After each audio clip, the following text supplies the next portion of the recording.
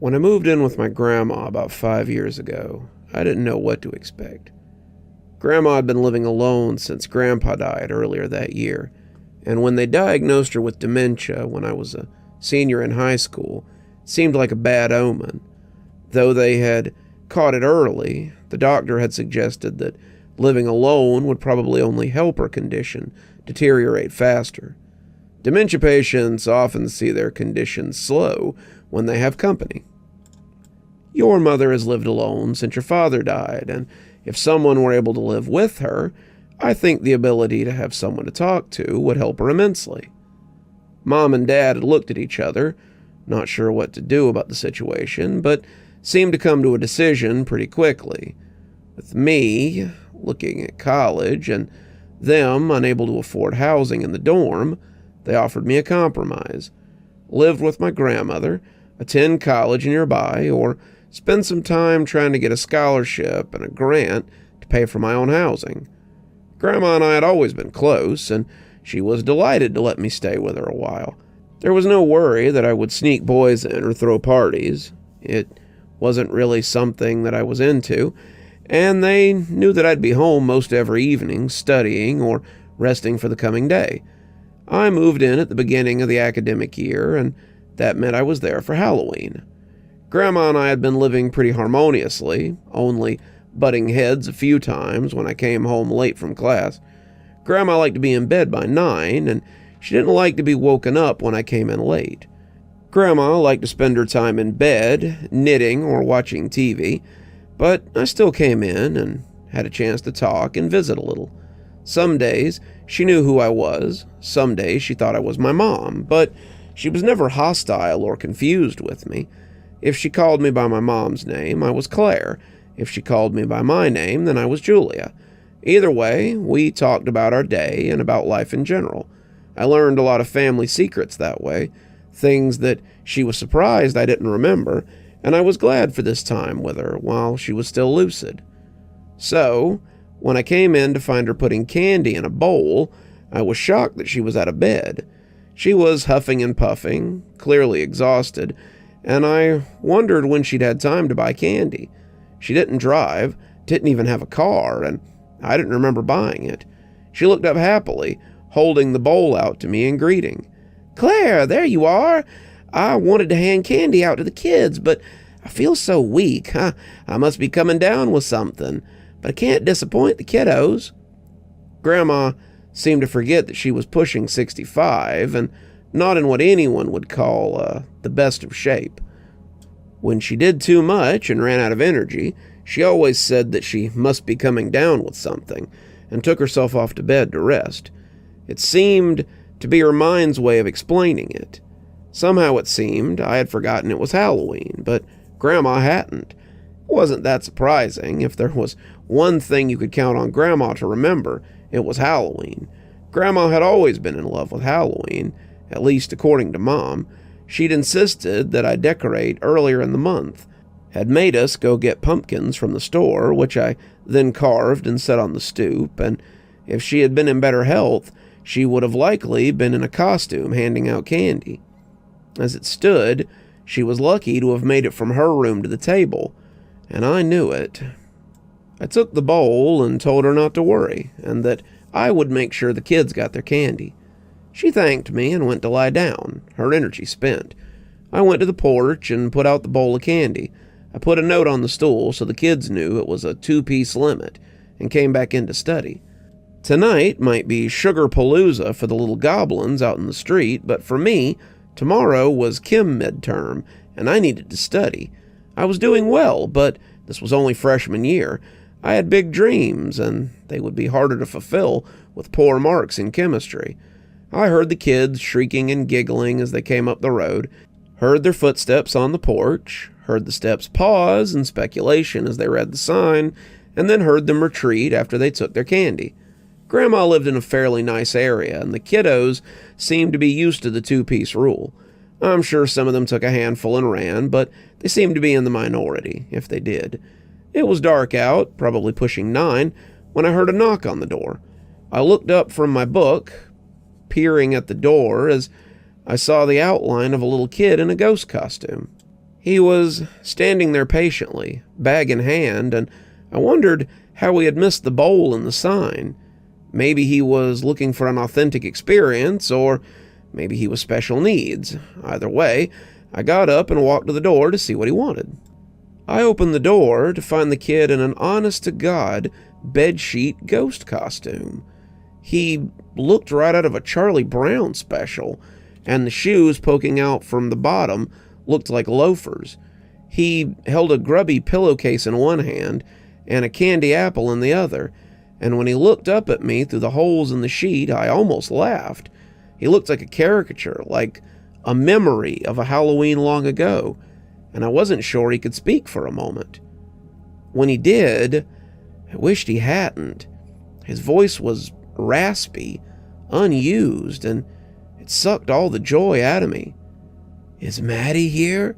he asked, and I shook my head as I tried to get my own voice to work. "Nah, sorry, kiddo, there's no Mady here." He nodded and then turned and left with slow, somber steps. I thought it was odd. He hadn't even taken any candy, and when I closed the door and went back to my work, I was filled with a strange and unexplainable sense of dread. I had forgotten about it by the time Halloween rolled around again, but the little ghost hadn't forgotten about us. October 31st found me once again sitting at the table and studying for a midterm. I was still working on my prerequisites for biochem, and if everything went as planned, I'd be starting the course next year. Grandma was much the same, maybe a little more tired and a little more forgetful, but we still spent a lot of our evenings chatting and watching TV. Sometimes she braided my hair, sometimes she showed me how to knit, but we always spent at least an hour together every evening. Tonight, she had turned in early, saying she was really tired and wanted to get some rest before this cold caught up to her. I'd set the candy bowl on the front porch, careful to add the usual note, and when someone knocked on the door at about 8:30, I looked up to see the same little silhouette I had seen the year before. I got up, telling myself it couldn't be the same kid, but when I opened the door, there he was. Same bedsheet ghost costume, same faux leather loafers, same bulge around the eyes to indicate glasses, same slightly dirty pillowcase. It was him, just as he had been the year before, and I almost prayed that he would remember before speaking. "Is Mady here?" he said, in the same croaking voice, and I tried not to shudder as I smiled down at him. "Sorry, kiddo, wrong house." He nodded solemnly, turning around and slowly walking back up the front walk as he made his way back to the street. I watched him go, not quite sure what to make of this strange little ghost boy, or his apparent lack of growth. The kid looked like he might be 5 or 6, though his voice sounded like he might be 5 or 6 years in his grave. I briefly considered that he might be a real ghost, but I put that out of my mind. It was the time of year, nothing more. I went back to studying, finishing out the evening by visiting with Grandma when she got up from her nap. We drank cocoa and watched a scary movie, and I fell asleep beside her in the bed that she had once shared with Grandpa. The next year saw the return of the little ghost boy, and he was unchanged. I tried to ask him why he kept coming back after being told that she wasn't here for 2 years running. I wanted to ask him why he thought she was here, but I couldn't bring myself to ask him anything. There was a barrier between us that went deeper than a misunderstanding, and it was like we were standing on opposite sides of a gulf and shouting at each other over the tide. He left when I didn't say anything, nodding and turning like he always did, before disappearing into the crowd. I didn't see him the year after that, but to be fair, I was a little preoccupied. That was my 4th year in college, and I was only a year from graduating and moving on to work in the field of biochemistry. I'd been heading home when a colleague of mine invited me to a little department party. I was helping my teacher as a TA, and the other TAs were having a little get-together in honor of the season. I started to decline, but I thought it might be fun. I'd never really allowed myself to get into the college scene, never really partied or hung out with friends, and all that focus takes a toll sometimes. I hadn't really been to a social gathering since high school, and I was curious to see what it was like. I'll admit I indulged a little more than I should have, but when I came home and found my grandmother lying by the front door, it sobered me up pretty quickly. Her doctor said that she had fallen when she tried to get to the door, and I couldn't help but wonder if she had been going to answer the knock of a certain little ghost boy. They kept her in the hospital for nearly 3 months, monitoring her and making sure that she hadn't given herself brain damage or something. Her condition progressed while she was in the hospital, and after a time, she either only recognized me as my mother or didn't recognize me at all. She began asking for Albie, always looking for Albie, but I didn't know who that was. Mom was puzzled too, wondering if she were talking about her dad, whose name was Albert. I've never heard her call him Albie, but I suppose it could be a nickname. They knew each other as kids, so it's entirely possible. After a while, they sent her home, but the prognosis was not good. They gave her less than a year to live, saying she would probably need round-the-clock care from now on. I didn't need to be asked this time. I felt guilty for not being there, and I knew that I had to be there for her now. I took a leave of absence from school, putting my plans on hold so I could take care of my grandma. I continued to take some courses online, hoping not to get too far behind, but I devoted most of my time to her. She was mostly unresponsive, whispering sometimes as she called out for Albie or her mother and father, great-grandparents I'd never met. She talked to Albie about secret places and hidden treasures, and her voice was that of a little girl now. She had regressed even more, and every day that I woke up to find her breathing was a blessing. Grandma proved them wrong, and when Halloween came around again, I was in for a surprise. I had taken to sleeping on a cot at the foot of her bed, keeping an ear out for the sound of trouble, but a loud clatter from the kitchen had me rolling to my feet and looking around in confusion. I looked at the bed and saw that she was still in it, so the sound couldn't have been her. As another loud bang sounded in that direction, I was off and moving before I could think better of it. I was afraid that an animal had gotten in the house. Not a burglar. No burglar would have made so much noise. And when I came into the kitchen, I saw, just for a second, a furry black backside of some cat or dog, or maybe a small bear. As it climbed out of the cabinet that it had been rooting through, I saw it was a person, though it was certainly a grubby one. It was a little girl, maybe 6 or 7. She looked filthy. She was wearing a threadbare black dress and curly-toed shoes and a pointed hat that she scooped off the floor. The longer I looked at her, the more I came to understand that she wasn't really dirty. She was just covered in what had to be stove ash.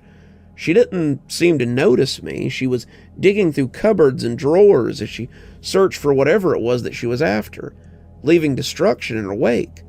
"Hey," I called out after some of my surprise had faded. "What are you doing?" The girl turned and looked confused at me. "What are you doing here? This is my house. You better leave before my mama sees you and gets mad." She continued to look through things, working her way into the living room, and I followed behind her, not sure what to say. Was this a dream? If it was a pretty weird one. I could feel the carpet beneath my feet, hear the leaky faucet in the kitchen, smell the lunch I had cooked a few hours ago. The little girl had wrecked half the living room before I shook off my discomfort and asked her what she was looking for. If this was a dream, then I suppose I had to play along. "I need my pillowcase, the one with the pumpkin on it. It's my special Halloween bag, and I can't go trick-or-treating without it." I opened my mouth to ask where she'd left it, but I stopped suddenly as something occurred to me. I had seen that pillowcase before. It had been in Grandma's closet for ages, and When I'd offered to wash it for her, she had shaken her head and said it had too many memories. There was a pumpkin drawn on it, in charcoal, a black cat on the other side, and a witch hat between them. Someone had sewn things around the top so that it could be pulled shut, and it looked like a grubby peddler's sack. Surely, if this was a dream, then Grandma wouldn't mind if I gave this child the bag. Maybe that's why she'd been keeping it, just in case this kid came looking for it. I told the girl to wait a minute and that I'd get it for her. Okay, but hurry. Halloween won't last all night. Took me a little looking, but I finally found it under some old quilts at the top of the closet. At some point, Grandma had recolored the cat and the hat, and I wondered when she'd had the time or the energy. She hadn't even been out of bed without me by her side for over a year, so this must have been before her fall. I took the bag out to the living room and held it out to the little girl, her eyes lit up, and she snatched it happily as she danced around and thanked me. Thank you, thank you, thank you, she trumpeted. Now I can go trick-or-treating. As soon as if on cue, a knock came from the door. The little witch ran to answer it, and I was unsurprised to see the little ghost boy waiting for her. Mady, he said happily, and she wrapped him in a hug like she hadn't seen him in years. Albie, are you ready to go? She trumpeted in return. For ages, slowpoke, he said, the smile beneath the sheet coming out in his words. The two left the porch hand in hand, disappearing into the crowd as they went to go trick-or-treating. I watched them go, feeling a mixture of warmth and completion, and that was when I remembered my grandma. I'd left her alone for a long while, and when I went to check on her, I found her too still in her bed.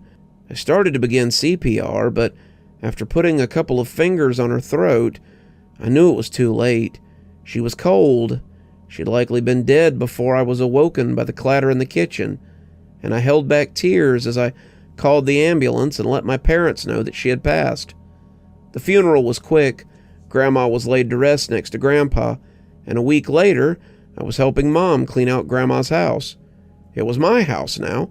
Grandma had left it to me in her will, and Mom was packing up some mementos and deciding what to donate. We were going through her closet when I found a box with keepsakes in it. There was a picture of Mom when she was little, wedding photos of Grandma and Grandpa, and some letters that Grandpa had written her during Vietnam. Mom came over as I was going through them, smiling at the pictures and crying a little over the letters, but I felt my breath stick in my throat as I came to a very old photo at the bottom of the box. It was a small photo of two kids in costumes on the front porch of a much different house. One was a ghost, his eye holes bulging with glasses. The other was a witch who had clearly rubbed wood ash on her face. Julia? Mom asked, the picture shaking in my hand. Honey, are you okay? The picture fell back into the box, and there on the back was the last piece of the puzzle. Madeline and Albert. Halloween, 1960. That was the last I saw of the little witch or the ghost. But when Halloween comes to call, the two are never far from my mind. I always hand out candy and decorate the house, just as Grandma would have wanted. You never quite know what sort of ghosts and goblins might come to visit. You're still here. Thanks for stopping by. Dr. Plague here. Always a pleasure to see all my new and old viewers coming by for another one of my spooky tales. If you'd like to support the show, you can always take part in one of our channel offers through Fume or Aura, or you can just click on another video when they come up. I'd really appreciate it. For our newer viewers, we also have lots of playlists and other things if you'd like to get caught up. I know some of my series have been going on for quite a while. If you'd like to get my latest book, there's a link down below that'll take you to my Amazon page. Towesey Homestead just came out, so if that's something you'd like to get your hands on, go ahead and have a look down there. If you'd like a signed copy, you can go ahead and email me from my email address on the site, and I'll get with you about shipping information and ship you a signed copy. If you'd like to support the channel in a more monetary fashion, we also have membership through YouTube, and we've got a Patreon that you can get the information for in the description. We have lots of tiers and everything to suit your needs. Patrons that support on the $10 tier, that's our Ghostly Reader tier, get a book anytime I write one, signed and on their doorstep. As you may have noticed, there's a list of patrons and members on the screen, and I'd like to personally thank every one of them for taking a hand in the future of this channel. Well, that's enough for tonight. Dr. Plague, signing off. Have a wonderful evening.